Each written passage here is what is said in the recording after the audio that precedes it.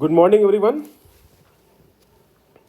Financial management के एक important topic को आज हम लोग डिस्कस करेंगे, जिसका बेस पूरा का पूरा फाइनेंशियल मैनेजमेंट उसी के अकॉर्डिंग, उसी के अराउंड रिवॉल्व करता है। That is capital structure. मतलब जो पूंजी हम लोग लेकर आ रहे हैं, the amount of capital that we are bringing in the company, उस कैपिटल में कौन कौन से सोर्सेज होने चाहिए। डिफरेंट सोर्सेज को समझने से पहले वी आर ऑल्सो अवेयर कि that financial management is having the basic objective. पहला हम लोग कहते हैं प्रॉफिट को मैक्सिमाइज करना, और दूसरा हमारा हो जाता है वेल्थ मैक्सिमाइजेशन, और अल्टीमेटली प्रॉफिट मैक्सिमाइजेशन जो है वो वेल्थ मैक्सिमाइजेशन पे ही जाकर रेस्ट कर जाता है। इसीलिए हम लोग कहते हैं the basic objective of financial management is wealth maximisation. इसका मतलब ये हो गया कि जो भी इन्वेस्टमेंट डिसीजन लेंगे वो प्रॉफिटेबल होना चाहिए, लेकिन इन्वेस्टमेंट डिसीजन को सक्सेसफुल लाने के लिए we have to bring the amount of capital. Investment decision decide करेगा कि कितने amount of capital, that what is the amount of capital that we are suppose to bring, कि एक कंपनी में कोई प्रोजेक्ट को लेने के लिए कितना अमाउंट ऑफ कैपिटल होगा।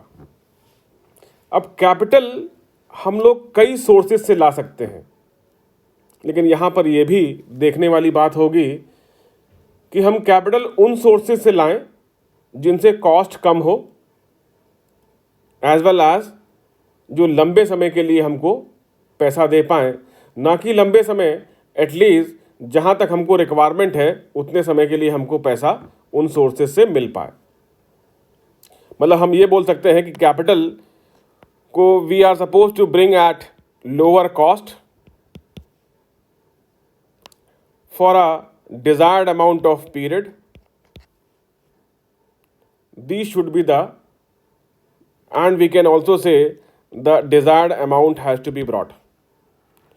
मतलब जितना पैसा हमको चाहिए उतना पैसा हमको मिल जाए, जितने समय के लिए चाहिए उतने समय के लिए हमको पैसा मिल जाए, और जो भी पैसा हमको मिले उस पर कॉस्ट जो है वो कम से कम हो। These are the three principles on which the capital has to be brought in the company। अब सवाल उठता है, इन तीन प्रिंसिपल्स को ध्यान में रखते हुए एज अ फाइनेंशियल मैनेजर हम कहाँ से पैसा लेकर आएं। अगर आप किसी भी कंपनी की बैलेंस शीट देखिए, there are an number of sources from where the capital can be brought, but हर सोर्स की अपनी कॉस्ट है। कॉस्ट को बढ़ाना नहीं है, क्योंकि अगर कॉस्ट बढ़ती है तो that is going to affect the earning per share।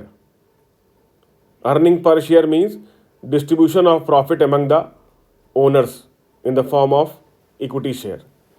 तो कॉस्ट को कम से कम रखना है so that maximum benefit can pass to the owners of the company।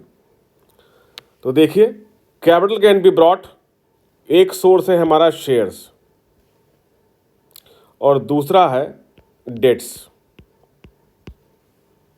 या तो सारा का सारा पैसा हम शेयर्स के फॉर्म में ले आएं, या सारा का सारा पैसा हम डेट्स के फॉर्म में ले आएं, या दोनों के कॉम्बिनेशन में हम कैपिटल जनरेट करें या स्ट्रक्चर करें।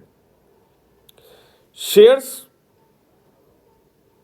में एक कॉन्सेप्ट आता है नेटवर्थ, जो कि हम लोग ओनर से पैसा मंगाते हैं, और दूसरा हर साल का जो प्रॉफिट हमारे पास होता है, या दूसरा हम लोग बोल सकते हैं प्रिफर्ड स्टॉक। प्रिफर्ड स्टॉक, या फिर इसको आप प्रेफरेंस शेयर्स का नाम भी दे सकते हैं। नेटवर्थ जो जनरेट होती है, कैलकुलेट होती है, net worth means amount of equity shares, और जो हर साल के प्रॉफिट में से हमने पैसा रोक लिया और अपने ओनर्स में नहीं बांटा, उसको हम लोग कहते हैं retained earning. That means capital अगर हम शेयर्स के फॉर्म में लेकर आते हैं तो या तो वो इक्विटी शेयर होगा, या वो प्रेफरेंस शेयर होगा, या फिर हर साल के प्रॉफिट में से जितना पैसा हमने रोक लिया वो हमारी रिटेन्ड अर्निंग के फॉर्म में होगा। मतलब इन तीनों को हम लोग यहाँ पे लिख सकते हैं, equity shares, preference shares and retained earning. एक तो ये सोर्स हो गया। दूसरा सोर्स जो हमने भी आपको बताया वो है debts. They are the creditors of the company, they are not the share holders, they are the creditors of the company. और डेट्स मीन्स उधार, उधार पैसा लेकर आना है। जब हमने कह दिया उधार, तो हम लोग मार्केट में बॉन्ड इशू कर सकते हैं,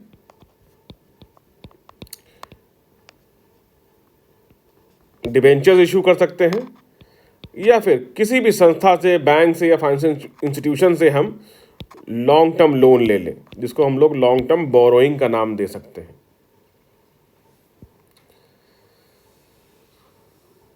अगर खास तौर पे देखा जाए तो ये 3 हो जाते हैं in the form of shares, और ये भी 3 हो जाते हैं in the form of debts. अब ये सिर्फ 3 नहीं है, ये मल्टीप्लाई कर जाएंगे ऑटोमेटिकली। मतलब different types of bond, different type of debentures and different from types of long term borrowing, वो भी डिफरेंट इंस्टीट्यूशन से। सवाल उठता है, क्या कंपनी, जरूरी है कंपनी के लिए कि शेयर्स और डेट्स दोनों से पैसा लेकर आए, या फिर शेयर्स से ला सकती है या फिर डेट से ला सकती है? तो उसको जानने के लिए we are suppose to know that what are the merits and demerits of shares and debts. कोई भी इंस्ट्रूमेंट होगा, फाइनेंशियल इंस्ट्रूमेंट होगा, उन हर फाइनेंशियल इंस्ट्रूमेंट के कोई ना कोई मेरिट्स या डिमेरिट्स होते हैं। इसके भी मेरिट्स हैं और इसके भी डिमेरिट्स हैं। जैसे हम कहें, शेयर्स की बात कहें, तो सबसे बढ़िया बात शेयर में होती है कि that company do not have any liability. अगर प्रॉफिट होगा तो डिविडेंड मिलेगा, अगर नहीं होगा तो डिविडेंड कम से कम इस साल तो नहीं मिलेगा। अगर वो प्रेफरेंस शेयर हुआ तो नेक्स्ट ईयर के लिए पोस्टपोन हो सकता है। लेकिन अगर कंपनी डेट्स के फॉर्म में लेकर आती है तो इनको मिलना है इंटरेस्ट, इंटरेस्ट वो भी फिक्स फॉर्म में। मीन्स प्रॉफिट हो ना हो, इंटरेस्ट तो मिलना ही मिलना है। मतलब अगर हम शेयर्स की बात करें तो बेनिफिट है no liability of making the payment,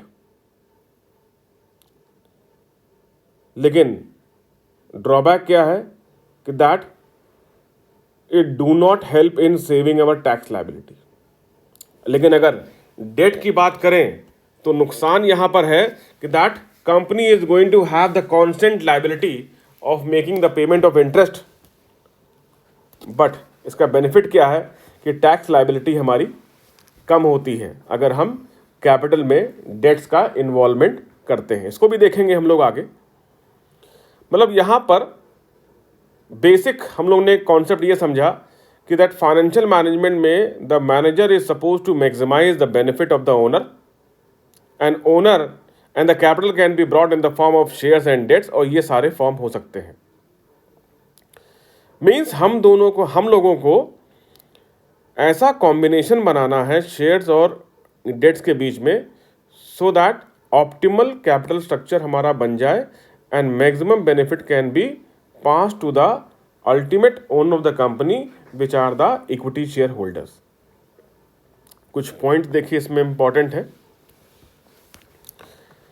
कि कैपिटल स्ट्रक्चर क्या आएगा इसमें, the various kind of securities and the amount brought by these securities. दो ही तरह के हो सकते हैं, shares and debts. Shares and debts में भी प्रिफर्ड स्टॉक और नेटवर्थ ये शेयर में आ गया, और लॉन्ग टर्म ये आपका डेट में आ गया। अगर हम इसको और दूसरे रूप में कहें तो हम ये भी बोल सकते हैं that capital structure is brought from the owned fund और from the borrowed fund. Owned fund में वही share capital, reserve and surplus, और बोरोड फंड में debenture, bond and long term loan. तो firm can bring the capital either in the form of equity share, preference share भी equity share के साथ add कर सकता है, या फिर इक्विटी, प्रेफरेंस और डेट्स, इन तीनों के कॉम्बिनेशन में कंपनी ला सकती है। लेकिन कंपनी का ऑब्जेक्टिव यही है कि कॉस्ट ऑफ कैपिटल, कि जो कैपिटल पे कॉस्ट है, the cost should be minimum.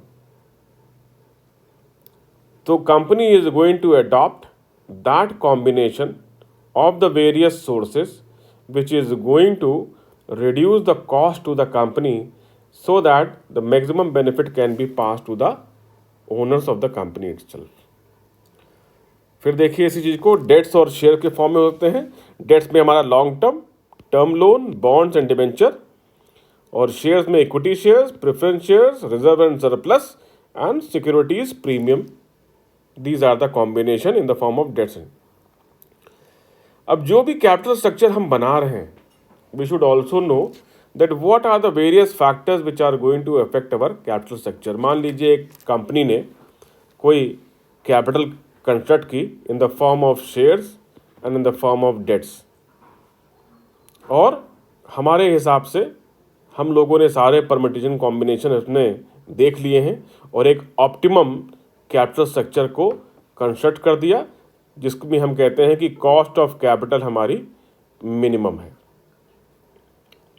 लेकिन कुछ फैक्टर्स होते हैं जिनको भी हम लोगों को ध्यान में रखना चाहिए, which are going to affect the profitability of the company as well as which can also affect the earning per share of the company also. Like पहला पॉइंट है जो हमने लिया है, ट्रेडिंग ऑन इक्विटी। अगर इक्विटी शेयर्स हमारा trade हो रहा है और डिमांड एंड सप्लाई उस शेयर की ज़्यादा है, तो automatically we can say the value of the share is going to enhance. और वैल्यू ऑफ द शेयर जब हमारी बढ़ती है तो automatically benefit in terms of equity share holder हमारा बढ़ जाता है। इक्विटी शेयर होल्डर के बेनिफिट को से बढ़ने से the impact will be that the demand of the equity share in the market is going to increase, and demand of the equity share in the market is going to increase. That means the value of the equity share is going to increase. That means maximum benefit is going to pass in the hand of owners.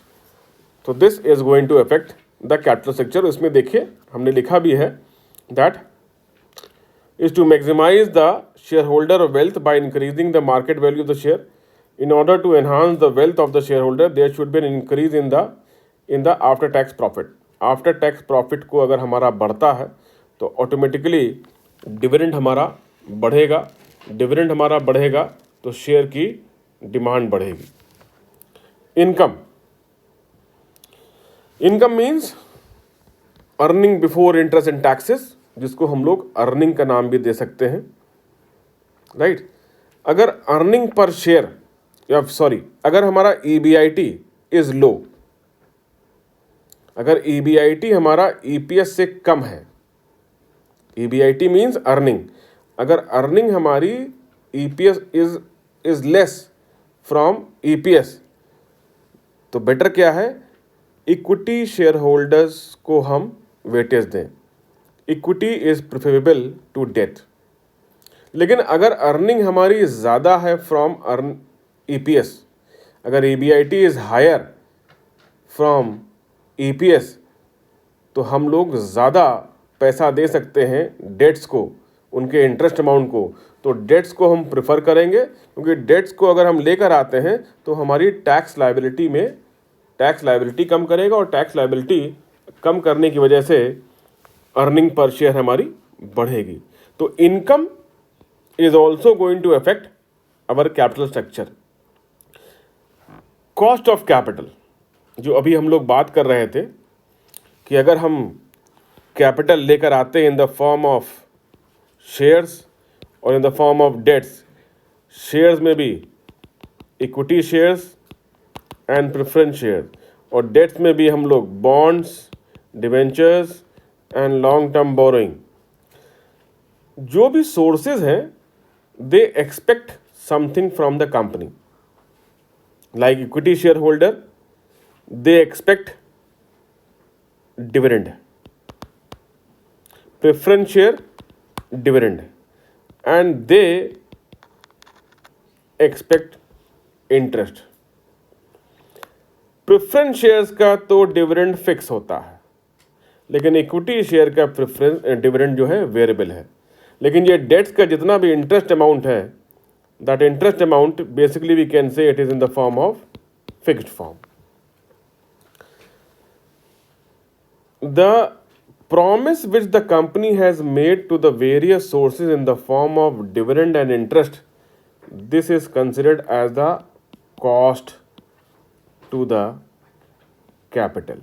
कि जो भी capital हमारी है उस पर जो cost है, the cost is the amount of promise that we have paid in the form of dividend and interest to the various sources. तो अगर यहाँ पे बोलने का मतलब हमारा ये है कि अगर हमारी कॉस्ट बढ़ रही है, that means that is also considered as a risk to the company. Cost बढ़ने की, और अगर कभी प्रॉफिट हमारा कम हो गया, the company will not be able to meet out their fixed obligation. तो कैपिटल स्ट्रक्चर पे हमारे इम्पैक्ट होगा। Company will want to reduce their amount of debts. देखिए, debt capital has a fixed interest obligation, and so the cost of debt is generally lower to the equity। तो cost of capital भी capital structure पे impact करेगा। Risk, दो तरह के risk होते हैं, business risk and financial risk. Business risk अगर कंपनी में है, इसका मतलब हो गया इर्रेगुलर और अनसर्टेन अर्निंग है। अगर इरेगुलर अनसर्टेन अर्निंग है तो इसका मतलब हो गया कि डेट्स को हम कम से कम इनवाइट करें, क्योंकि हम फिक्स ऑब्लिगेशन को मीट आउट नहीं कर पाएंगे। लेकिन अगर हमारे पास बिजनेस रिस्क लेस है, then we can invite, if the firm is having low business risk, then we can invite more debts in the capital structure. Capital structure में डेट्स का होना बहुत ज़रूरी है, because that help us in reducing our tax liability, और जिसकी वजह से अर्निंग पर शेयर या benefit in the hand of owner is going to appreciate.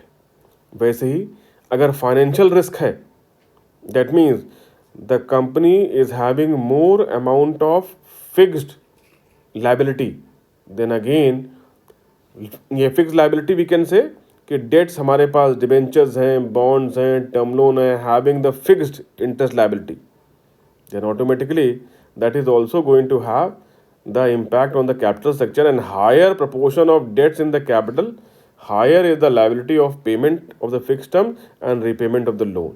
So that is also going to affect the capital structure कि अगर हमारे पास higher financial risk हुआ तो। टैक्स पॉलिसी,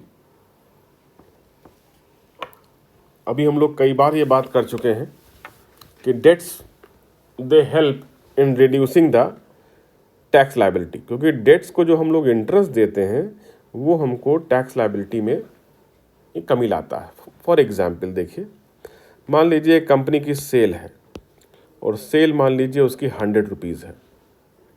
सेल में से हम वेरिएबल कॉस्ट आते हैं, वेरिएबल कॉस्ट मान लीजिए 10 रुपये है, उसमें से हमने फिक्स कॉस्ट हटाई और फिक्स कॉस्ट भी मान लीजिए 10 रुपये है, तो हमारे पास जो अर्निंग आई, जिसको हम लोग EBIT कह सकते हैं, वो हो गया 80 रुपीज़। इसमें से हम इंटरेस्ट माइनस करें और इंटरेस्ट मान लीजिए 20 रुपये है, तो ये हमारे पास प्रॉफिट बिफोर टैक्स 60 रुपये हुआ। टैक्स मान लीजिए 50% है, तो 30 रुपये का टैक्स हो गया और 30 रुपये का हमारे पास प्रॉफिट आफ्टर टैक्स हो गया, और ये प्रॉफिट हमारे ओनर्स में बढ़ जाएगा।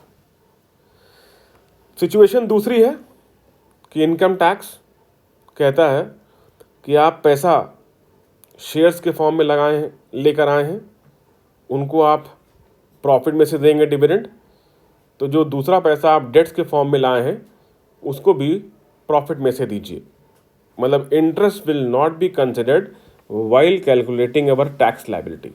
अब देखते हैं इसमें दूसरा केस, 100, ये भी 10, ये भी 10, यहाँ हो गया 80। अब इंटरेस्ट तो कंसीडर नहीं करेंगे, तो प्रॉफिट बिफोर टैक्स हमारा बढ़ जाएगा, वो 60 था, यहाँ पर 80 हो गया। अब प्रॉफिट, अब टैक्स कटेगा 40 और ये बचा हमारे पास 40 रुपीज़ का प्रॉफिट बच गया। लेकिन अब इसमें से हम लोग इंटरेस्ट माइनस करेंगे, जो इंटरेस्ट हमने यहाँ नहीं दिया था, अब बचा 20, तो ये हो गया प्रॉफिट आफ्टर टैक्स।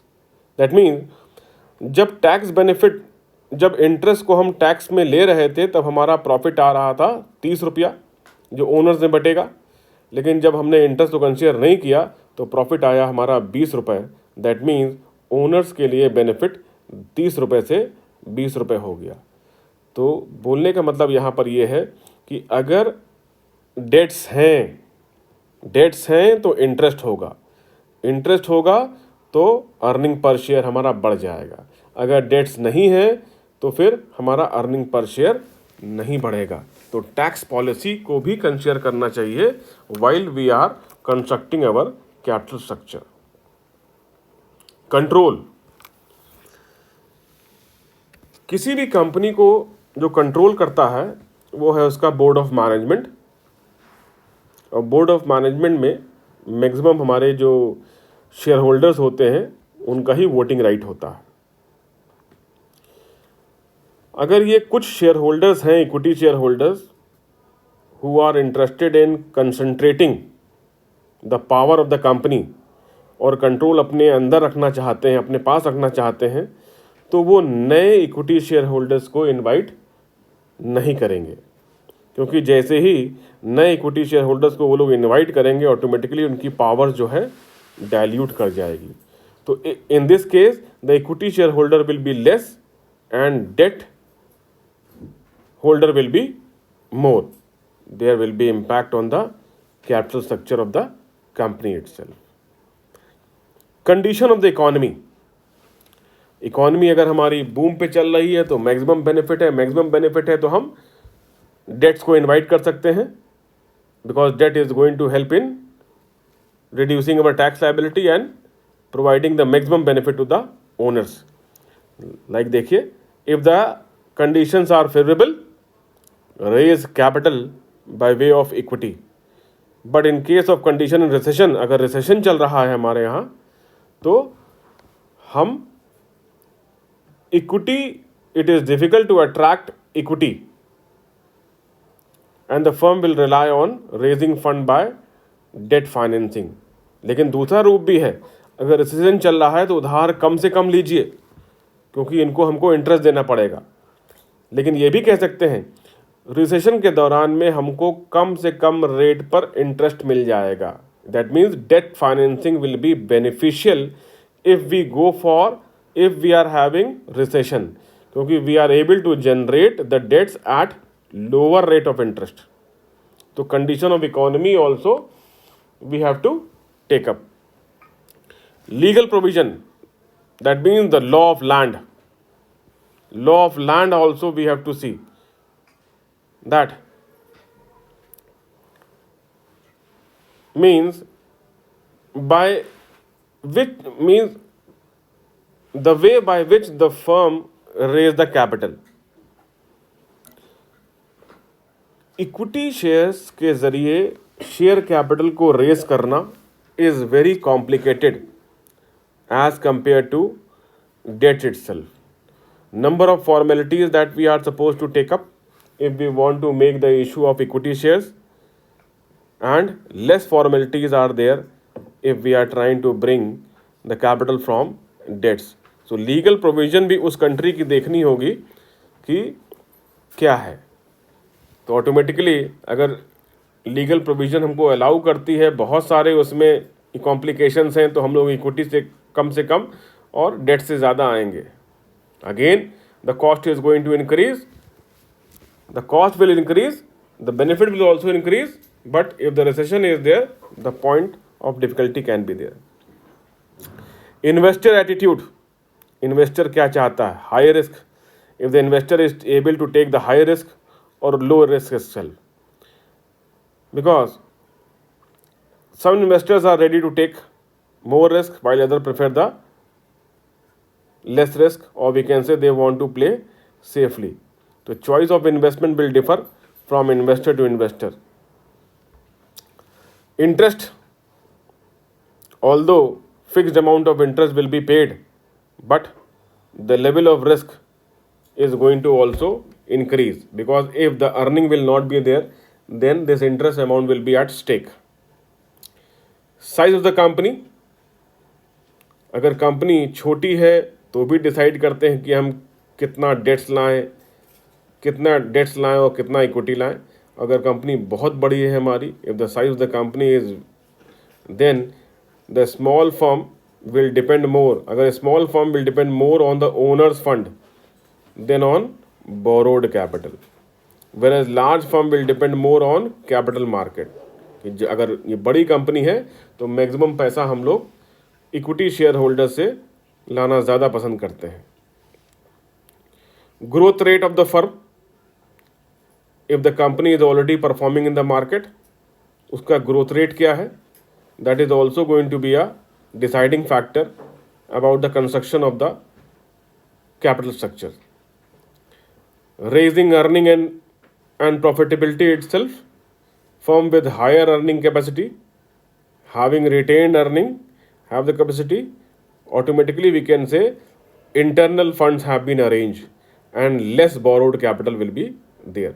लेकिन अगर अपनी ही अर्निंग कम है, automatically we have to be dependent upon the market and borrowed fund has to be brought. And lastly we can say that the purpose of finance, that if the firm need the finance means, ये कौन कौन से purpose हैं जिसके लिए firm को पैसे की ज़रूरत है, expansion, modernisation, then they will prefer long term financing and that too equity will be the best, because equity we do not have any liability of making the payment of the dividend if the profit has not been generated. But if the amount of debt that we have brought, then automatically the liability will be there in the form of fixed interest, which can affect the company's profitability on the later stage. So in this way we have seen there are n number of factors which are going to decide that what should be the optimal capital structure, and when we have constructed the capital structure, then also number of factors are there which are going to affect the optimal capital structure. But this is one of the most important and crucial decision which the manager has to take, that what should be the formation of the capital structure. That means how much fund that we are supposed to bring in the form of debts and how much funds that we are supposed to bring in the form of shares, because both are having some merits as well as demerits. In the next lecture, in the previous lecture we can say we have already seen the theories of capital structure. In the next video lecture we will take up some numerical aspect about the capital structuring. Okay, thank you all of you.